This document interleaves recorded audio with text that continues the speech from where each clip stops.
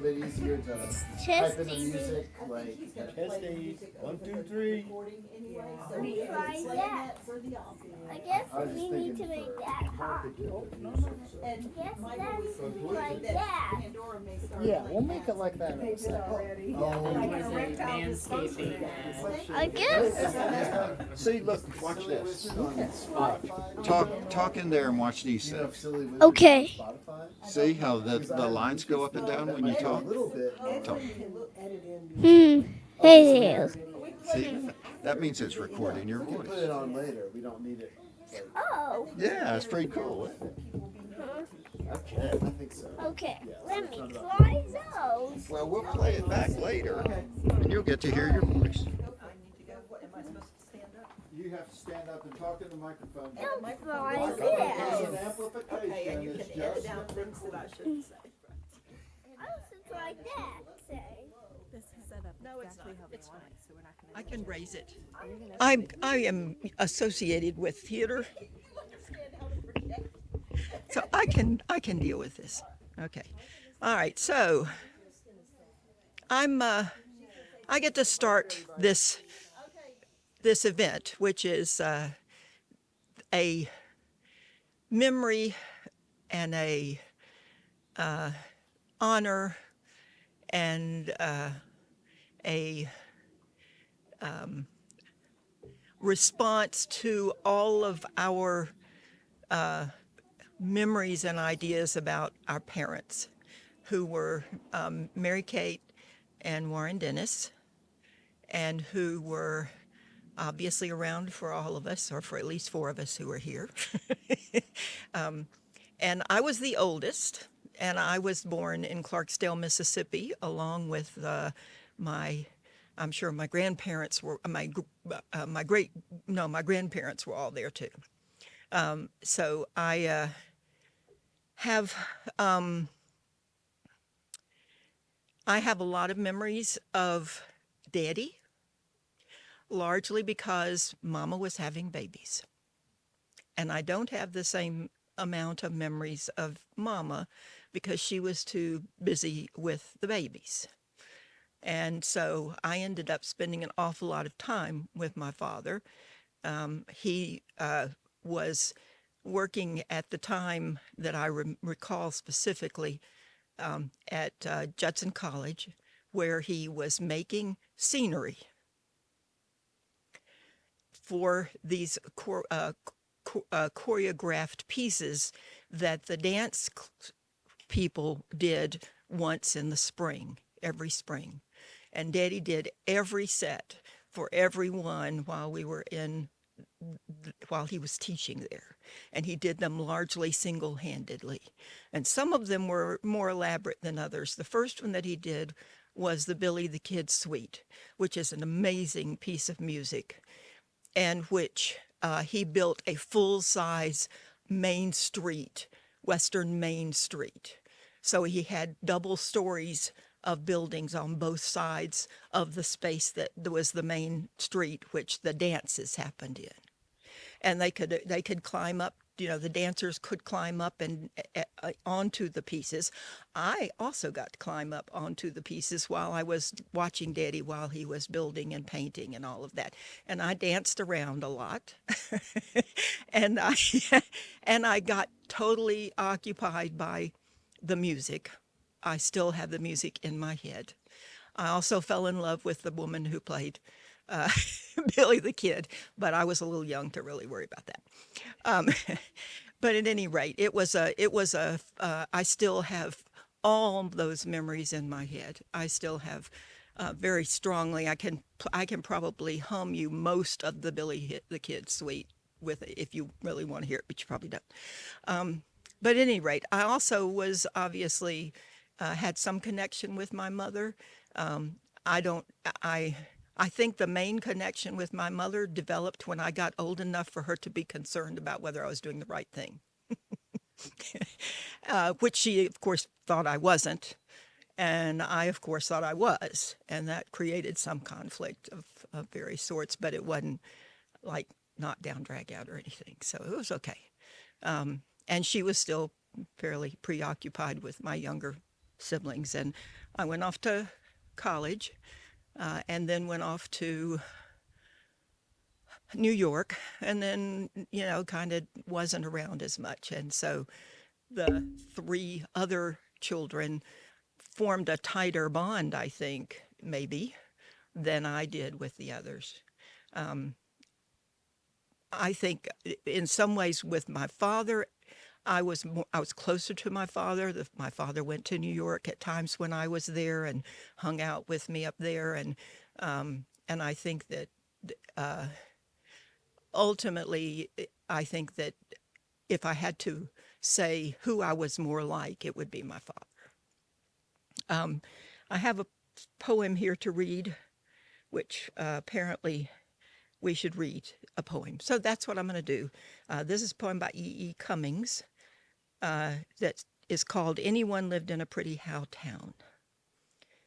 Anyone lived in a pretty how town, with up so floating many bells down. Summer, spring, autumn, winter, he sang he didn't, his didn'ts, he danced his did. Women and men, both little and small, cared for anyone not at all. They sowed their isn'ts, they reaped their same, sun, moon, stars, rain. Children guessed, but only a few, and down they forgot as up they grew. Autumn, winter, spring, summer, that no one loved him more by more. When by now the tree by leaf, she laughed his joy, she cried his grief. Bird by snow and stir by still, anyone's any was all to her. Someone marries their everyone's, laughing their cryings and did their dance. Sleep, wake, hope, and then they said their nevers, they slept their dream. Stars, rain, sun, moon, and only the snow can begin to explain how children are apt to forget to remember with up so many floating bells down. One day anyone died, I guess, and no one stooped to kiss his face. Busy folk buried them side by side, little by little and was by was. All by all and and deep by deep, and more by more they dream their sleep. No one and anyone, earth by April, wished by spirit, and if by yes. Women and men, both dong and ding, summer, autumn, winter, spring, reaped their sowing and went their came. Sun, moon, stars, rain.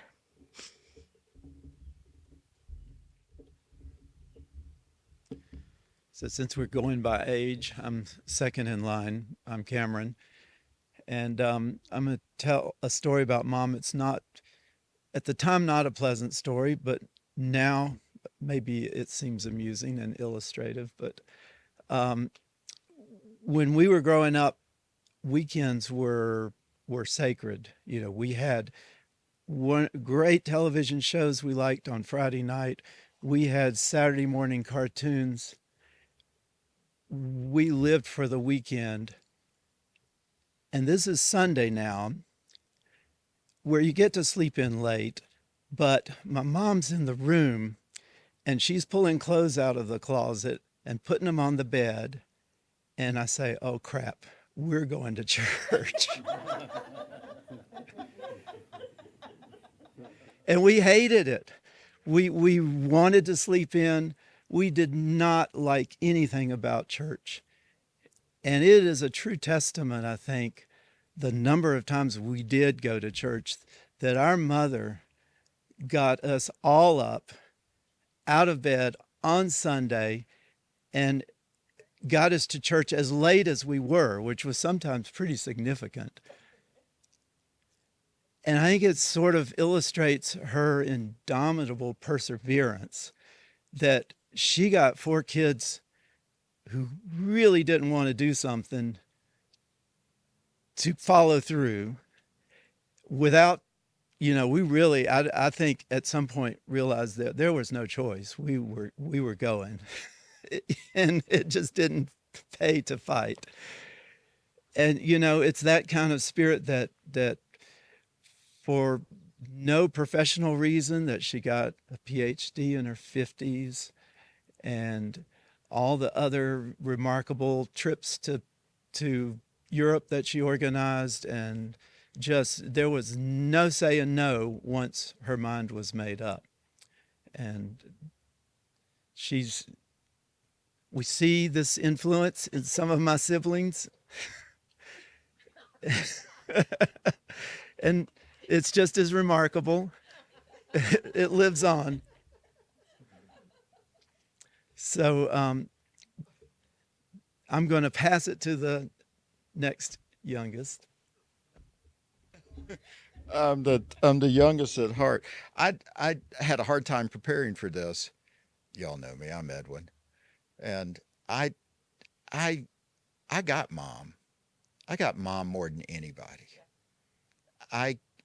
When I was in first grade, I so envied Cameron when he got to go to school. I was so looking forward to school, and the first week or two, I realized I had a real shrew for a first grade teacher, and I hated it. And I started playing hooky. And I would go to the school door and I'd say, I don't want to go in there. And I'd turn around and I'd go out. I had my lunch packed, and I'd go out and I'd hang out on the ASU campus and talk to the co-eds, and stuff. And then, around 10 o'clock, I would figure it was noon. And about noon, I thought it was 3, and I would wander home, and I was busted. And a couple of times it was never as bad as I thought it would be. But even Cameron, I don't know if you remember, one time Cameron got he was told, "You make sure Edwin goes to school." And we got to the door, and Cameron's like, "Come on, Edwin, come on." And I was like, "I forgot something, Cameron." And Cameron's like, "Whatever." It goes into the school, and I'm like, freedom. So mom started coming to school with me and sitting outside the door of my first grade classroom, and she would sit there for hours and make sure I was okay, because I hated it so much. I would put my head down on the desk and cry if I was made to stay. I can tell you all kinds of horror stories about that, but mom was so dedicated that she would sit outside the room and just, I would sneak a peek and make sure mom's still there. The next story I'll tell is that mom actually was worried about my involvement, that I wasn't getting out enough, I wasn't social enough or whatever. So mom actually started a Cub Scout troop for me. It was my own personal Cub Scout troop. And it didn't go quite as we planned. We started so late, all of the kind of the dweebs it was like the Mighty Ducks of Cub Scouts. And it was pretty sad. But one day I came to Cub Scouts, and Cameron and I had scarfed up all of the knives that our grandfather, who was involved with law enforcement, had taken knives off of people for years and years and years. And we both had these collections of knives. And so... who would give knives to children? Right. So I show up in my little, blue Cub Scout outfit, with all the dweebs that I don't want touching my stuff, literally and figuratively. And suddenly I see my knives are being passed out to these people. And I went up to mom and I was like, "You didn't ask me. This is my stuff. You didn't ask me." And she's like, "Oh, get over it, Edwin," she did that a lot to me. And I said, and so I walked up, and poor Cameron had all the knives open blade first, so these dweebs wouldn't cut themselves. And I went up to him and I said, "Well, if they're going to use my knives, I'm taking my favorite one." And I pulled it out and I cut Cameron. And it was my switchblade. So ever since then, I have said, I got kicked out of Cub Scouts for cutting a guy with a switchblade, so because mom said, "You go home and don't come back," and that was it. That was the end of my Cub Scout career. Later, mom and I developed a career of what I call the peanut butter cracker With Summit, yeah, that's as good as anything. Conflict may be better, but we would come home every afternoon after when I was in high school, and we would sit down and we'd have a peanut butter cracker snack, and we would debate, and we would debate and debate until often mom would pull her ploy, which was to tear up and say, "Well, I guess you're right.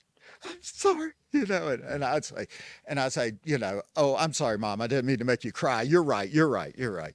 And then finally one day I said, "No, you're wrong, mom. And crying isn't going to get you out of this." And it changed our experience forever after that. I attribute all of my writing to mom.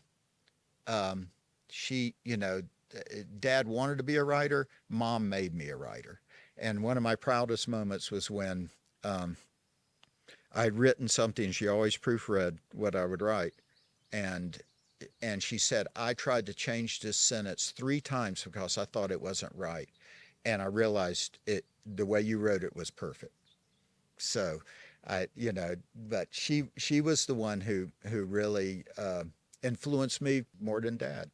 And I know that that's not the current in this family, but mom was really there for me. And I felt, fell into the right spot at the right time, and we had an incredibly special relationship. So,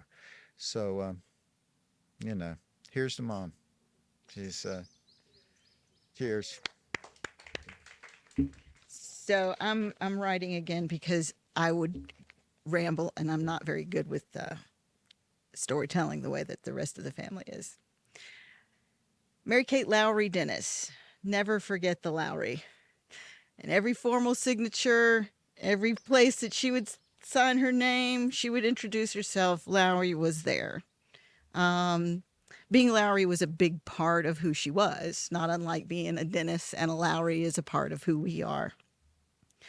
While much of Mom's life is a little foggy to me, her early life especially, I know how important family was to her parents and in turn to her. It makes sense that the importance of family has passed down to all of us. I cherished our summers in Clarksdale with our grandparents, our time at Moon Lake. I have vague memories of family reunions and stories about uncles and aunts with names like Bub and Beecham and Teeny. But like many children, I was caught up in my world, gleefully ignorant of my mother's life before me and how I was related to these funny names.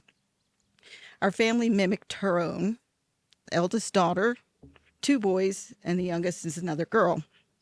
The burden of the eldest was to be the caregiver for the younger children, not unlike our sister Anna. The support of for her siblings carried throughout her adulthood. Mom checked in on a routine basis with each of them to find out about their lives and their families. I recall days where the long distance bills used to be a fortune and how indulgent it was for Mom to sit in her dining room chair, close to the phone, but not there next to it, stretched across the table with the phone line going across the hallway, serving as an obstacle course for the hallway. She would talk for hours on end. First Bob, then Becky, and Bill if her ear could stand it. And if we were planning to travel, we always had to include seeing any family member within 500 miles of proximity of our route. That need has to connect with the family continues today and includes our cousins and second cousins once removed. And I don't fight it. Our family is large and full of diverse characters and interests that I value every opportunity to engage with them all. Sadly, the eldest daughter, Mom, outlived all of her siblings. It is fortunate that she was not as aware of this. I think it would have broken her heart. I want to acknowledge how much our family has valued the spouses of our mother's siblings. Patricia Lowry, Bob's wife, Pat Lowry, Bill's wife, Owen Kramer, Becky's husband. The love and support that they have shown during this time with our parents is very notable and appreciated. One of our mother's traits was sentimental attachment to documents produced by or about someone close to her. She kept everything, Christmas cards, family letters filled with filled shoe boxes, and she would sit and sift through and reread and reread. Several years ago, she compiled boxes for each of us, and in mine included a photo album, writings, news clippings, and all of the report cards I had received in elementary school through my first year of college. I went through my box in preparation for this event and was disappointed to find that I had not done as well in school as I thought. That my writing was pretty bad, and I resisted Mom's help in proofreading my things. But I can see now why she tried so hard. The box included a paper I wrote when I was 14, entitled What I Inherited. So I'm going to share it with you today. It's written August 23rd, 1977. What I have inherited. I am the last of 4 children. My mother and father are the best parents you could have. I guess everyone says that about their own parents. My father is an artist and my mother teaches English. A lot of my friends have had my mother for English. I ask them how they like her, and all they say is how much I take after her and how much I look like her. I am the only one in my family that has not outgrown her, and it doesn't look like I'm going to. I am honored to have inherited this from my mother, and I hope I stay that way. I've never rolled my eyes or been embarrassed when someone said I favored my mother, and I have always considered it a compliment. Upon my mom's passing, numerous friends, colleagues, and former students sent notes in praise and appreciation of her role in their lives. At Watauga High School, she managed the Powderhorn staff, which was the high school newspaper. Journalism was always a big part of her love. I served on the staff and got to see her leadership and direction that she provided. The students who studied under her loved her. I recall she was very proud of me when she learned that I was publishing a quarterly magazine in my role at UGA, and she read every single magazine from front to back, even though I hadn't written a word. Our most memorable time together was when she and I both were at UNC Greensboro. Just after her father passed, Mom quit teaching high school and went to UNCG to earn her PhD. I lived in a house, 2 other girls. Mom stayed with Jo Alice Leeds, her cousin. She would come to Greensboro 3 days a week, and we would always have dinner together, at least once. It was a wonderful time for us both, and I cherish the time we had together.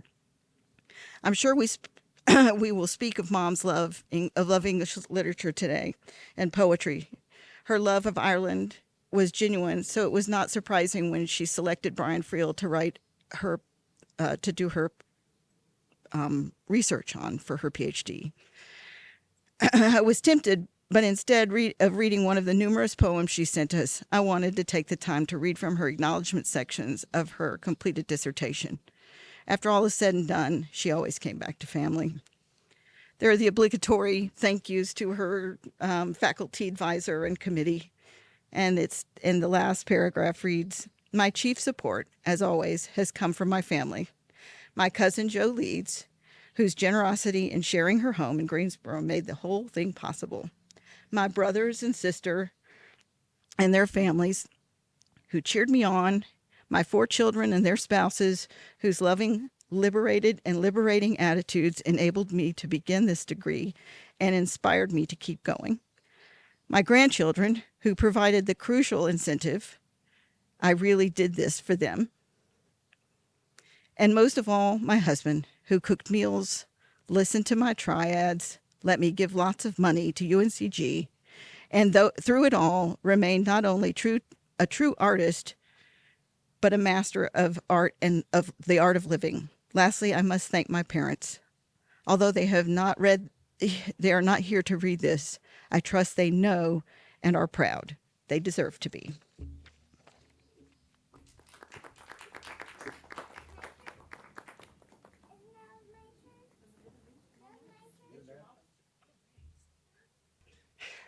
So, I definitely related to a lot of the things that y'all have already talked about. You gonna stand here with me? Okay. I used to laugh about how often Grandmama would correct my grammar when speaking. Um, like to the point that it was like, oh, come on. But I did, so these books are my journal from our trip to Europe in the year 2000. This is my version, and this is Grandmama's version.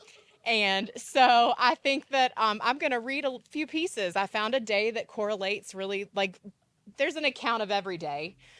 There's an account of most days, but they are very different. So just as another perspective of some things that Grandmama wrote. Just a minute, bud. Pieces? You listen, okay? You listen, I'm going to tell a story, okay? So the first page of this photo album that she put together with essentially captions for every picture, we decided sometime in March to take our grandchildren, Mariana Sarton and Ian Dennis, to Europe in the summer of 2000. The only time we could squeeze a trip into their schedules was the first 3 weeks of June. When we got to Europe, we learned that a large part of the world had also decided to go to Europe that summer, and especially to Rome. It was the summer of the Golden Jubilee, a Catholic celebration instituted many, many years ago, at which time every Christian is commanded by God to return land to its original owner, forgive debts, and free slaves. The Jubilee was first celebrated every 50 years, but now is observed every 25, and this is the first year it has been observed since the wall between East and West came down. It continues.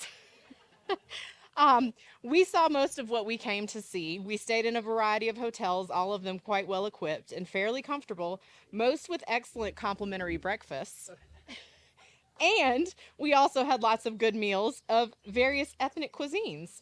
What follows is a day-by-day account of our trip compiled from Warren's journals, MK's memory, and the photographic and written record provided by our snapshots, ticket stubs, receipts, maps, and free brochures.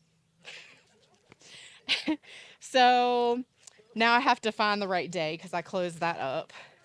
Okay, here we go. So, all right, so this is Wednesday, June 7th, and I'm going to read her account, and then I'll let you know what mine sounded like. The day started with complimentary, super delicious buffet breakfast served in the Cascade, which was our hotel, cereal, fruit rolls, croissants, orange juice, coffee, cappuccino, hot chocolate muffins, and more. Then to the laundromat to wash clothes. This took several hours. Returned to the hotel to search for a lost credit card, probably lost in Rome, we guessed. After much travail, Warren called and canceled the card. We had another different credit card. My version. Let's see. Yesterday was sort of a wasted day. We got up, went to the breakfast bar here in the hotel, and then went to wash our clothes. That took forever, so Grandmom and I just sat and watched them wash. And Ian and Granddaddy explored some. I was exhausted. I could barely hold my eyes open, so I didn't care to explore. So when that was all done, we came back here to the hotel. I took a shower. Granddaddy dealt with the credit card that had been lost, and we finally went to go eat and went to the Galleria dell'Accademia.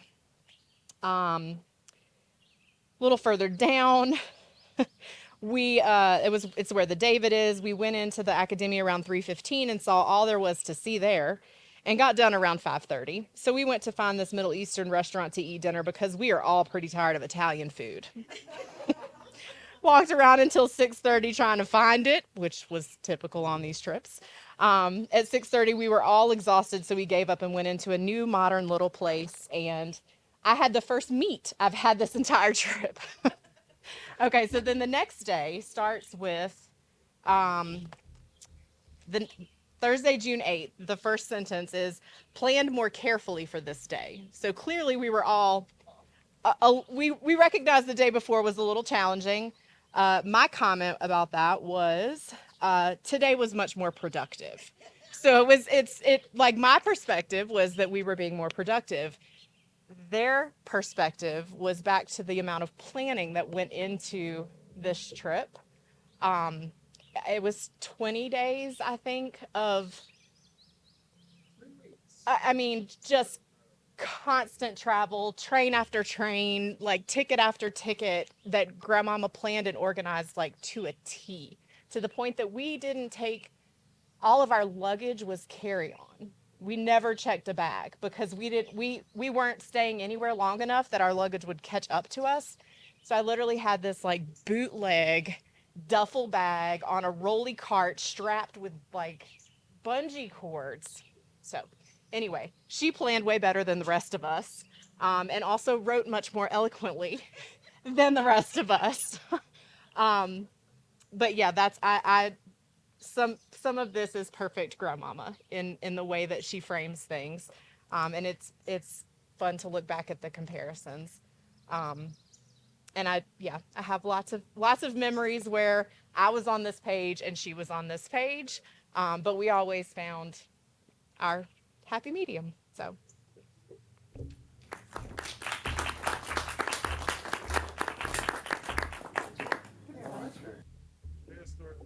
Right. Here we go. Here we go. We're talking about our mamas. You got to talk about your mama. Okay. What's your mama? So I was in a train, so that's why. So I was trying to spend the day with my mom and dad, and I went to the choo-choo train and Poland Express, and I was trying to do a piece and with my nana, and I was trying to do my thing when I go to the playground. And I do some fun things, and I played, and I get ice cream, and a race, and then we went home, and then I went here. Can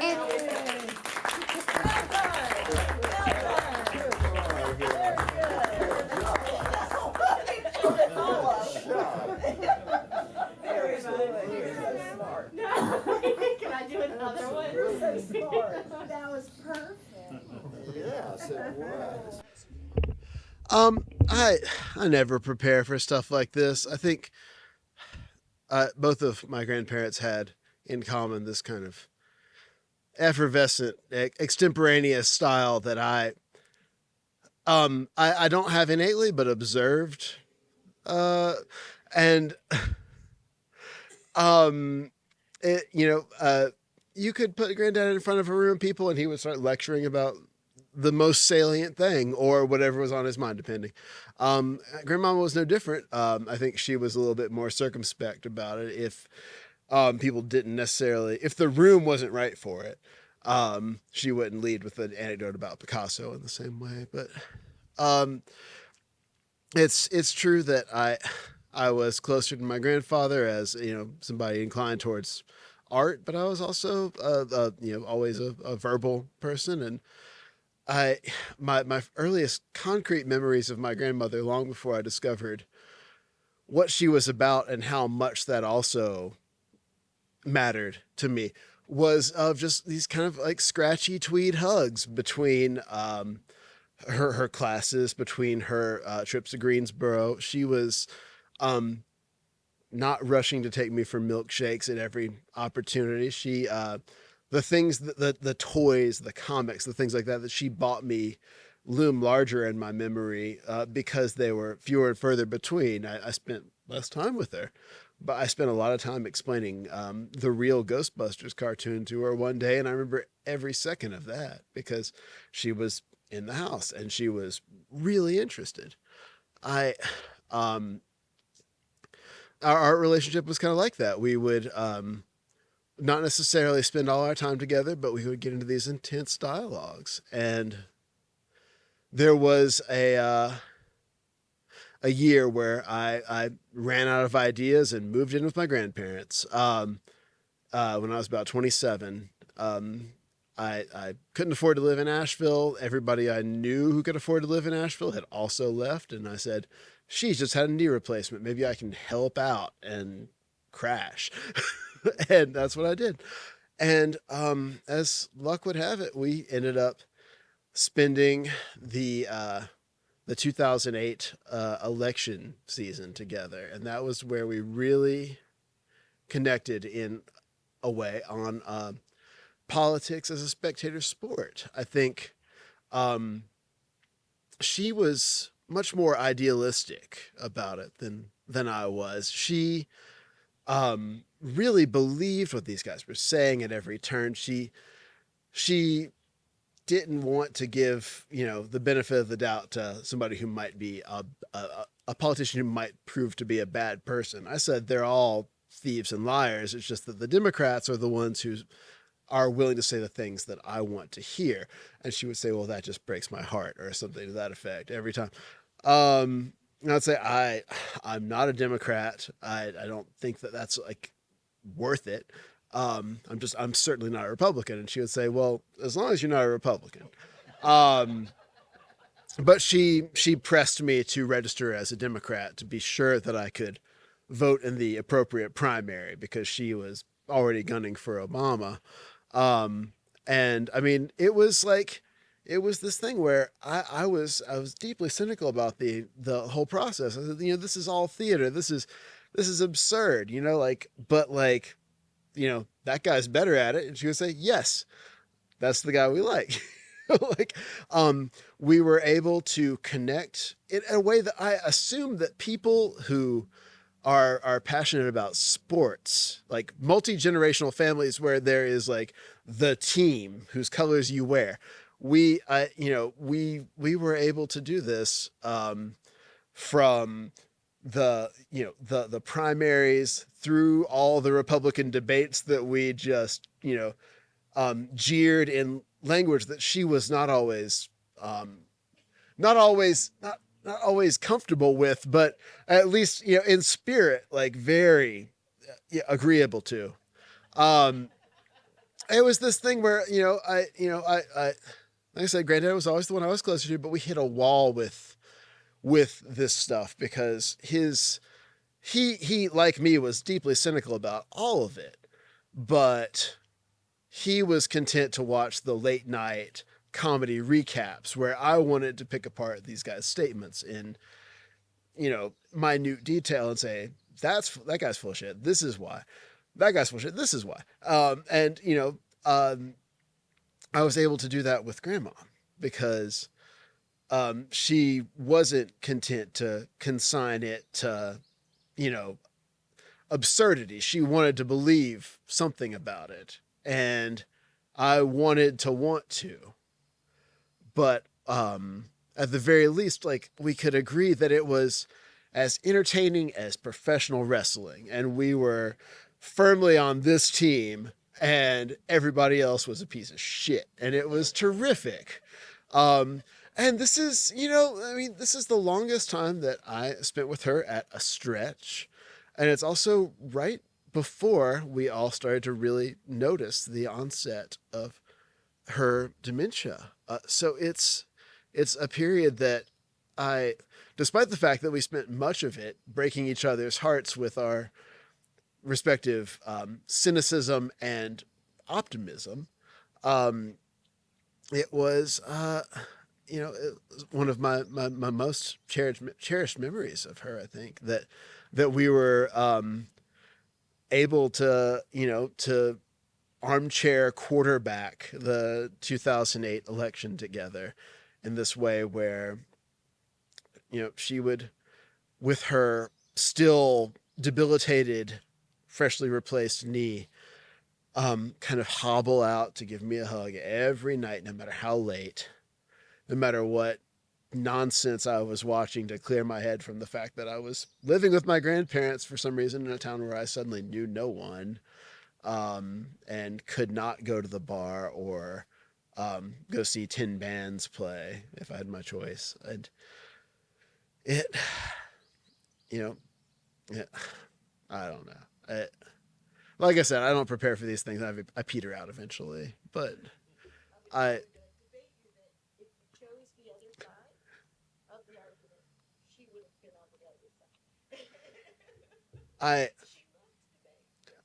we debated about plenty of things, but like I always came from a position of extremism relative to her, strongly held belief that there was like a center that might hold if we got the right people in. And I think that was an awkward position for her. I'm still grateful that she didn't see everything that came after, because from her comparatively idealistic perspective, it would have just been shattering. I'm afraid. So that is actually a small mercy. But yeah, watching her serve as family switchboard like 24/7 for almost a year was the most that I think I ever felt like I understood what it was to be a Lowry, certainly, since I was happy to claim Dennis, but I didn't necessarily understand what other than National Public Radio humor, what everybody else was on about.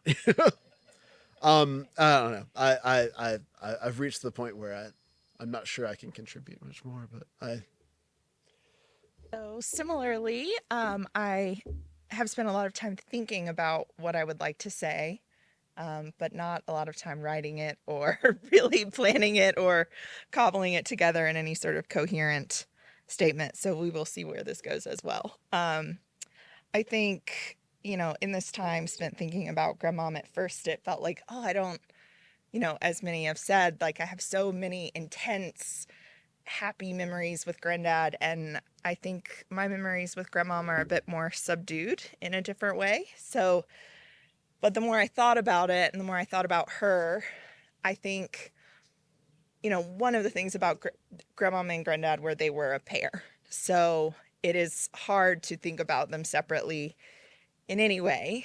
And I think I know deeply that a lot of who I am and how I am is woven together through things that they built. And again, it's easy to think about how those things came from Granddad, and it takes a little bit more pondering to think about the ways that Grandmom kind of was a guidepost in who I became and how I developed. And I think one of the things that I have realized, which is it sticks in my mind as a bit strange, is that I think she was in a lot of ways my like the idealized version of a woman, which is weird to say about your grandmom. Like when I was with her, she was not necessarily the most, she was an older lady, and still my memories of her are very glamorous and beautiful and polished, and she had manners, and she also was knowledgeable and brilliant, and like what an incredible feminine role model to have. I think that's a unique thing for girls to grow up with, is that type of woman to sort of like aspire to. And even as a kid, I was like, I am not her. Like, I was like, I'm awkward and clumsy and cumbersome. And so as we grow up, I think that sort of also became part of our relationship, was this sort of like I can't be you. And then she would, how she would also, like, there was this way of sort of laughing with you and at you, of like like, okay, I don't really, I get it, and I love you endlessly, but also like, sure. And so it's such a strange to think through the way that has impacted me as a woman, and what I sort of think women femininity is. I'm grateful to have had such a strong, fierce woman, even if at the time it felt maybe like there was no way to live up to that. And I also, the other thing that is just rattling around in my brain is we just watched this movie that I can't stop talking about, which I feel like film is an appropriate segue for this group. But there's a scene where the character is talking about his grandmother, and he says, she was everything that you would want in a grandmother. And his description was very different in this movie. But I feel that way about Grandmom, in that she was something to aspire to, even if it felt like a stretch.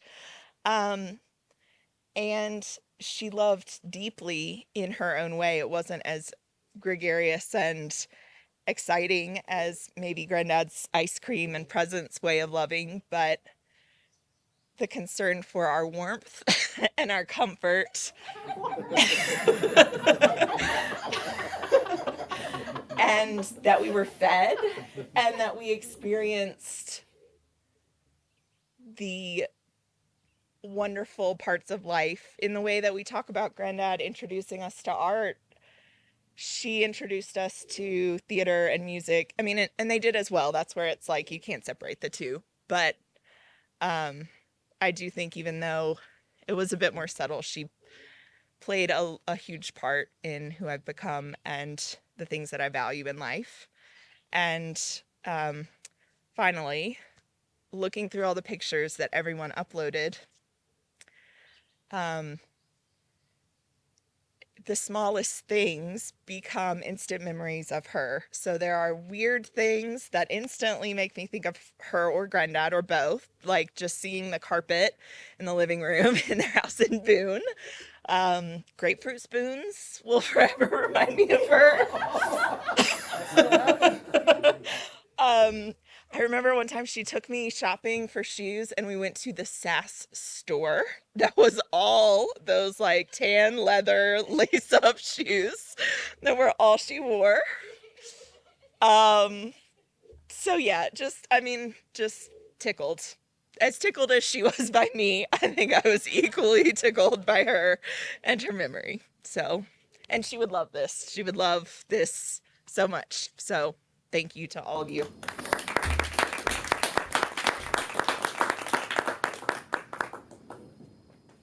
All right, so it's been interesting seeing where the having the trademark Dennis articulateness kind of the source of that reaffirmed for me, I guess. And I feel unfortunately I lack the long-windedness, but based on the ruthless editing of Mariana's journal, I feel that conciseness was something that Grandmom really valued. So hopefully this is in keeping with the kind of person that she was. I feel like I didn't really have Grandmom at her fullest and brightest. She started to lose herself to dementia when I was in high school, I believe.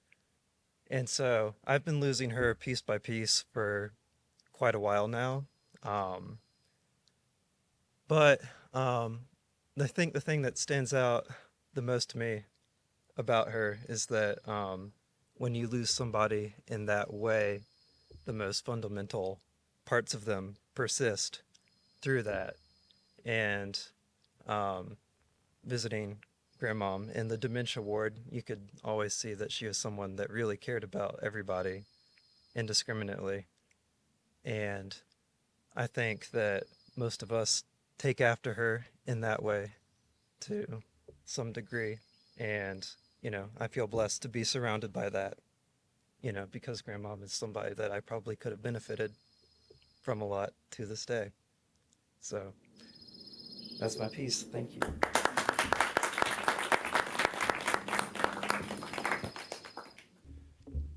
So I also don't have quite as many memories of Grandmom as everyone else does, but the ones that are strongest to me are sitting in the living room and watching Jeopardy with the two of them.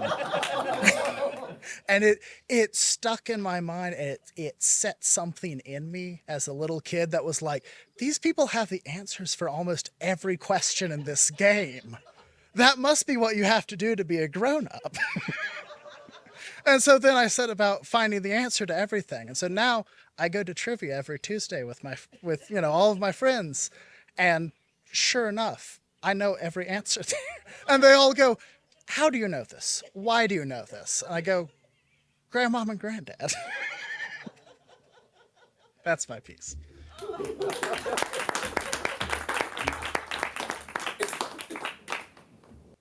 I'm so happy to be one of you.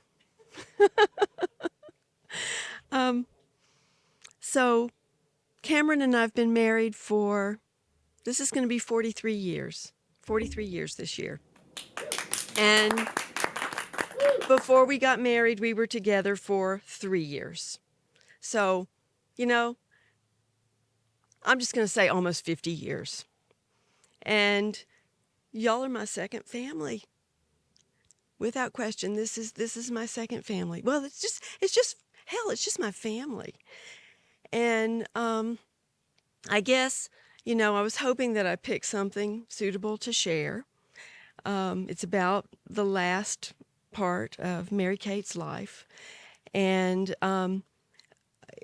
you all know this, but as she got more and more kind of lost in herself, we moved her down to Winston-Salem, and we found a house that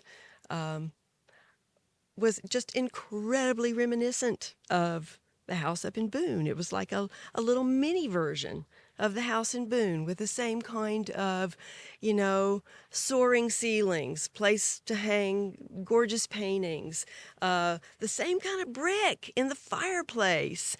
And, it just, it was just so right. And, I would say that those 4 years when Cameron and I were kind of with them constantly, well, not constantly, but a lot, were really difficult at times, but we were also really grateful for them. And, and now, after they went into assisted living, I think we were even more grateful for the fact that we got to be so close to them during those last years. And one of the things I did during that time was take a writing class with a friend of mine who's a writer. And so I started to write about this period of time. And it's a lengthy piece, and I promise you I'm not going to read all of it. I'm going to read a little bit.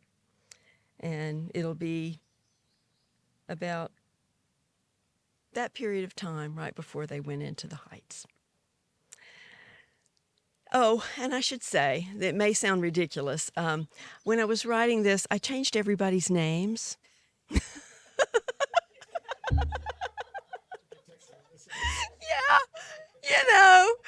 I guess. I don't know what my impulse was, but so I'm going to try to change it back to the correct name as I read it. But if I slip up, I hope not to confuse anyone. Oh, do you want to know? Was there significance to the aliases that you chose? Well, I'll just tell you right up that Marie is grandmama. Nelson is granddaddy. I named them Marie and Nelson. God help me, I don't know why. Why don't you just listen? We'll see. We'll see. We'll see if we get there. Oh, you mean you're Anna? No, I didn't. You're Anna. He is not named after your cat. No.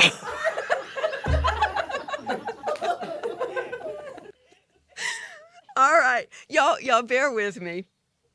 Let me get my breath. Marie shuffles into the living room, pushing the rollator with 2 nightgowns draped over the handle. She's wearing the same blue jumper she always wears, and this time has a sash looped round her neck. While we've been waiting, she has been in the bedroom getting ready, searching through piles, peeking in the closet, looking in the mirror, rummaging through things on her dresser top, and maybe even laying down for a nap. On most days, my mother-in-law can only be described as jolly. She greets us on this Thursday evening with laughter, hugs, and kisses. Hello, we're so glad you came. I hope I didn't keep everybody waiting. Let me get a hug. Who else is coming? Oh, we've been busy today, packing. We're going home, maybe tomorrow. Holding up the nightgowns, she asks, do these belong to you? I don't know where they came from. I think they were here when we got here. I think those people left them. My husband, Cameron, who his pseudonym is Daniel. My husband, Daniel, says kindly, are you thinking about leaving, Mom? Why don't you stay here? It's awfully nice, and all your stuff is here. Her jumper is falling off her deeply stooped shoulders, and I go behind her and say, let me zip you up. I don't think anybody knows we're here, she says. This is a pretty good house, but I miss all the people.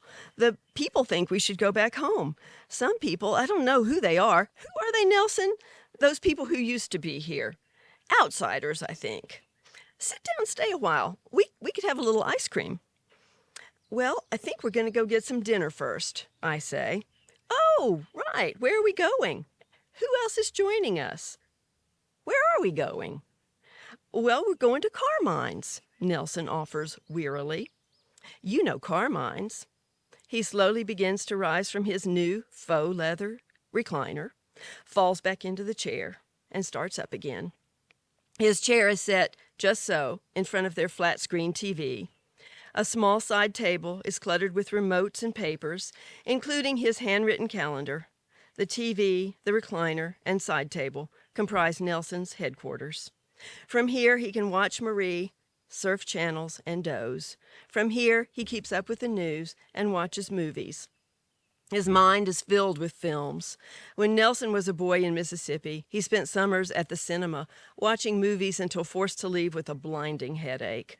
Now, at age 89, he reads the New York Times to keep up with new films and waits for them to show up on pay-per-view. Usually, when he watches something new, it just disappoints him. I don't think I've ever been there, Marie chatters. Have I been there before? Who else is coming? Nelson, where's my purse? More laughter. How childlike she is. The constant banter, the repeated questions, the rapturous delight in birds and squirrels, and the light spectrums that dance across the room as the sun pours in, ice cream and hugs, and the little accidents. Every Thursday evening we go to Carmine's for dinner. The people there are so kind. They don't mind when we park right in front in the space that says pickup only. They greet us at the door and hold it open as the twin rollators slowly approach. We make our way to the usual table and order a bottle of Chianti. And then we start the menu game. Marie studies the paper in front of her intently but blankly, bobbing her sweet gray head, reading out loud and relishing the pronunciation of words like linguine. When I was in the 10th grade, Marie was my English teacher. In her class, I made a miniature stage set for a play, of all things, Tennessee Williams' The Glass Menagerie. And I say of all things because when I married into this family, I found that they had their very own Laura, a maiden aunt, Nelson's baby sister, who was always sickly. She spent her entire life focusing on her own and other people's ailments and caring for her mother. In Marie's class, I also read poetry, Yeats, Wordsworth, Coleridge, a sermon by Jonathan Edwards, Emerson's The American Scholar, and unforgettable short stories. Shirley Jackson's The Lottery, Charlotte Perkins Gilman's The Yellow Wallpaper, and Henry James' The Turn of the Screw. These days, I remember most keenly a short story by Catherine Ann Porter, The Jilting of Granny Weatherall. My mother-in-law is much more cheerful than Ellen Weatherall, though when pushed, she will become insistent and combative. Like that day after Christmas, when she got worried as I was clearing away all the ribbons and wrapping paper, she approached me with a manila envelope, a padded manila envelope held tightly to her chest, plucked some paper from my hand, and brusquely declared, "I'm keeping that." Like Granny, Marie is trapped in a wild mind, wandering freely through the past, into the present, and back out again. Places and people are familiar but strange. Whisperings go on behind her back. Conversations are hard to follow. People turn into other people. But oh, how manners persist. She turned last night to my husband, her son, and pertly said, "I am so sorry your wife couldn't join us this evening."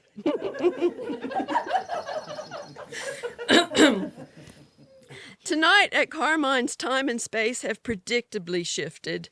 We leave our home in Winston-Salem, North Carolina for dinner and arrive in Mississippi, where she and my father-in-law grew up. And it has apparently really grown. "I don't know how this town got so big. I don't think I can recognize it anymore," she exclaims. Returning to the menu, she asks, "What are you having?" and replies, "I think I'll have that too." And while we wait for our food, she pulls some pictures from her purse of a beach trip we made together 2 summers ago. Her younger brothers, Tim and Tom, were both there with their wives, and both also suffer from dementia. Marie and Nelson's 4 children came along, and quite a few of the grandchildren. And we play another game called Naming the People. And as we all sit around the table, we're thinking about the news that her brother Tim is dying. This is something we don't discuss aloud. But out of the blue, she says, some people are having some trouble. She says, and I think it's about a death. And I'll stop there. Thank you.